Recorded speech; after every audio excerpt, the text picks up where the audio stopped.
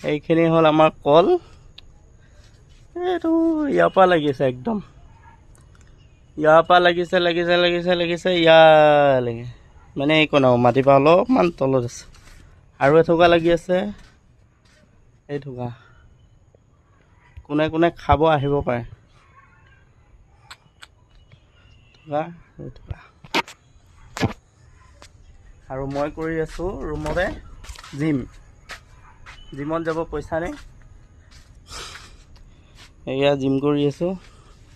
আৰু এইবিলাক আমাৰ কোম্পানীৰ ওপৰত উৰি আছে, নাজানো কি চৰাই।